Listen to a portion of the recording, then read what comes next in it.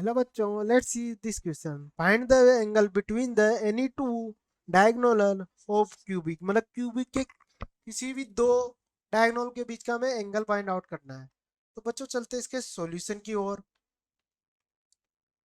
बच्चों सॉल्यूशन को और चलता हूँ तो मैं इसको डायग्राम से समझता हूँ। ये मेरा हो गया एक्स एक्सिस। बच्चों ये मेरा हो गया वाई एक्सिस। और ये हो गया मेरा जेड एक्सिस। मैं इसको क्यूबिक को ड्रॉ करता हूँ।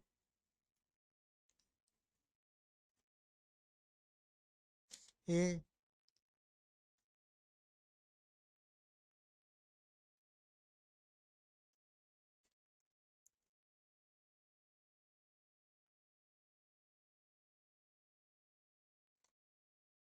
जो मैं इस क्यूबिक को बनाता हूँ बच्चों, ये मेरा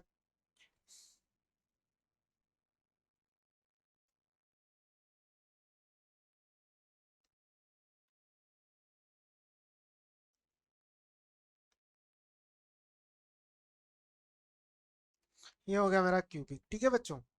अब मैं वो क्या कह रहा है, कोई भी दो डायगोनल मैं डायगोनल मान लेता हूँ बच्चों।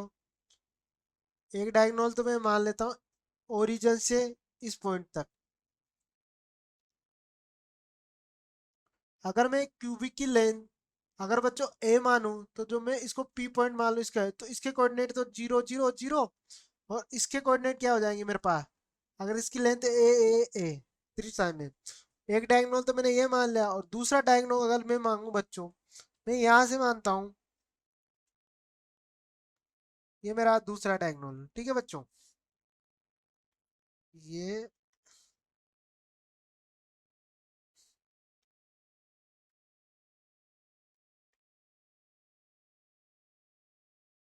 ये मेरा दूसरा डायगोनल। अगर मैं इस पॉइंट को Q मानूं और इस पॉइंट को R मानूं, तो यहाँ से Q के कोऑर्डिनेट मेरे पास क्या हो जाएंगे? वाई एक्सिस पे एक्स और जेड जीरो हो जाएगा, ए जीरो जीरो। ठीक है।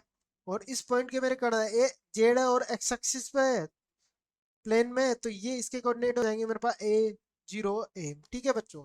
अब जब मैं अपने क्वेश्चन पे चलता हूँ तो मैं लिखता हूँ यहाँ डायगोनल D1 के लिए। जब मैं लिखूं बच्चों तो ये जो मेरे ओके कोऑर्डिनेट है वो 0 0 0 है, और जो दूसरा पॉइंट है मेरा पी, उसके कोऑर्डिनेट है मेरे पास ए कोमा है। जब मैं इसके डायरेक्शन रेशियो लिखूं बच्चों, यहाँ से डायरेक्शन रेशियो ओ D1, तो बच्चों ये क्या हो जाएगा मेरा?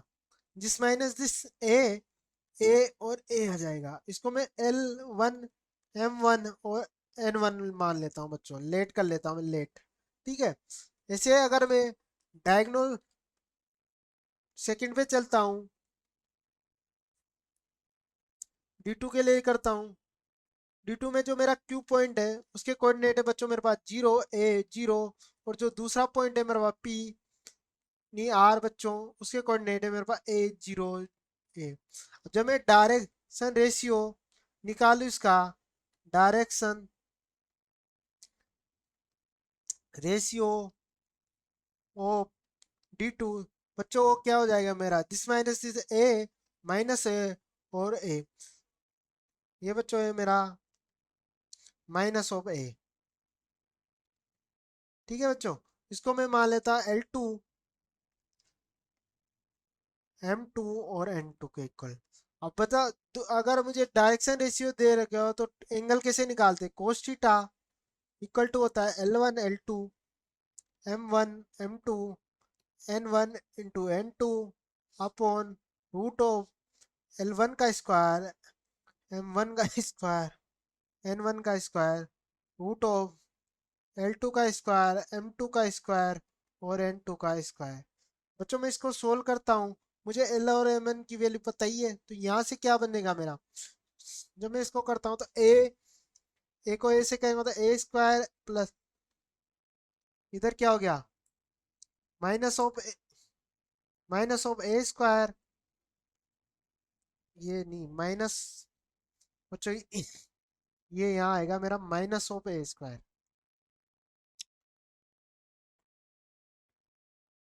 Minus of a square plus of a. जब मैं इसको करेंगे तो ये 3 टाइम ए स्क्वायर और ये भी बन गया मेरे पास 3 टाइम ए स्क्वायर। जब बच्चों मैं इसको सोल्व करूंगा तो कोस ऑफ थीटा किसके इक्वल आ जाएगा यहाँ से 1/3 के इक्वल। तो यहाँ थीटा की इक्वल आ गई कोस इनवर्स 1/3। तो ये बच्चों हमारा एंगल निकल के आ गया। तो हमें दो डायगोनलों के बीच में एंगल कितना हो जाएगा theta equal to cos inverse 1/3। ठीक है। I hope you understood very well. Best of